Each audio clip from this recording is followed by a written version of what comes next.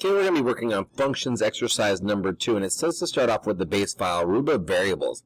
So I've got that set up for us, ready to go, RoobaVariables. And this is provided in our resource file, so you will have access to this as a download from processing as well as a Word document where you can copy and paste into an empty sketchpad. Okay, so we have our RoobaVariable program set up. So basically it's creating that Rooba using variables to determine things such as body width, head size, length of legs, etc. And going back to our specs, making sure I know what to do here, we need to write a function called drawRooba that's going to accept two integers, centerX and centerY as parameters. And then it's going to display the Rooba at that location. We need to call the function in the draw method, and then we're going to try it a couple times and see how that works, maybe 10, 100 times using a loop. Okay, so let's start with our file here. So what we want to do is we're going to set up for some functions. So a function has everything inside this other than the variables and the setup.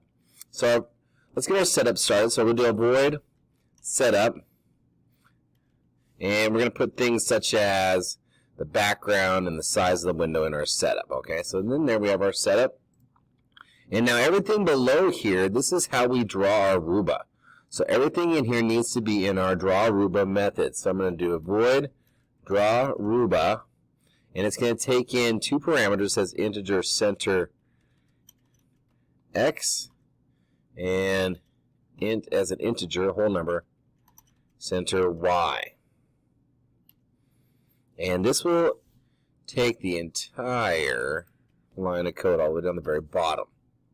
So now we have a new method called drawRooba. It takes in centerX, centerY, and it does all of the things between these brackets here. So it does all of that.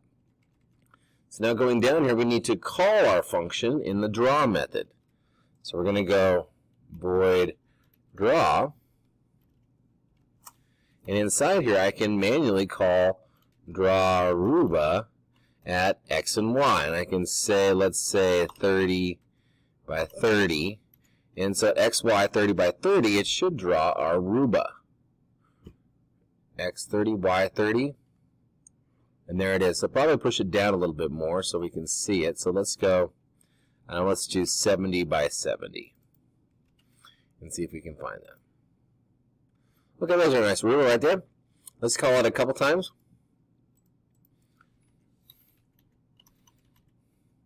And maybe 100 and 100.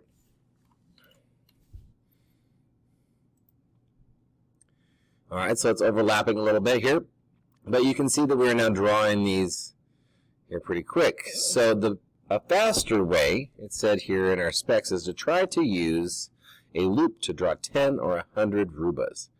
Okay, so let's work on that. So we won't want to have a bunch of these draw methods in here getting our way and not knowing exactly what our loop is doing. So I'm going to comment these out so I know exactly what my loop is drawing. And I'm going to start a for loop here. So the syntax for a for loop is for, and then we determine we have a starting point. Int I will start at 0, and as long as I is less than, let's say, we could go 10, maybe. Let's see if we can make 10 Roobas. And then we're going to start with I at a certain value, and then we're going to increment it by, I'm going to say at least 75 to give some space between each of those Roobas. And then I'm going to come down here, and I'm going to say Rooba will get drawn at I and say 50 on the Y. Oh, so it's drawRooba, sorry. Okay, now let's run this and see what we get. Hopefully we not doing so well at all. Okay, let's see what's going on there.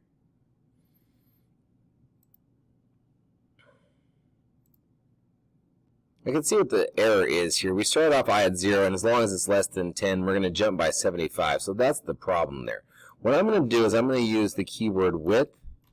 So it's going to be the width of the screen. Hopefully we'll be able to fit in a bunch of Roobas at that point. Okay, so we are able to grab a bunch in there. So once it hits the width of the screen, that's when it's going to kick out of that parameters. So how many did we get? 1, 2, 3, 4, 5, 6, 7, 8, 9, 10. Okay, so now if they wanted us to draw 100, what we need to do is not only draw horizontally, but vertically as well. And a good way of doing that is to do a nested for loop. So that way we could draw both horizontally and vertically. So I'm going to build up a nested for loop for us. So we have our first for loop. We're going to go inside that for loop and do another one. And we can't use I because it's already been used in the first loop.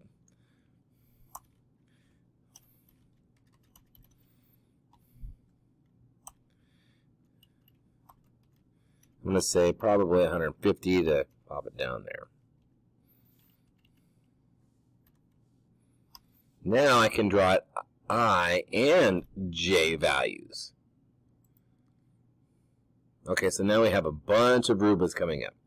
So let's talk about this nested for loop real quick. The outer for loop works kind of as a guide for the inner for loop. So the outer for loop will start off at 0. As long as that's less than width, it's going to grab a value for I. First time it comes through, it's going to be 0, and then it puts that into our drawRooba method.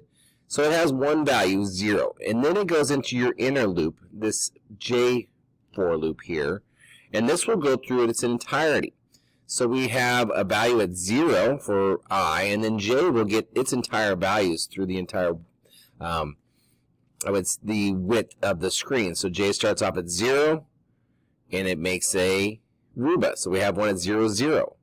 Then J increments by 150, so then we have a Rooba at 0 and 150. So now we're moving down. Next time it's at 0 and then 300. So as you can see, what we're doing is we're starting at the top left-hand corner, and we're making a Rooba at 0, 0.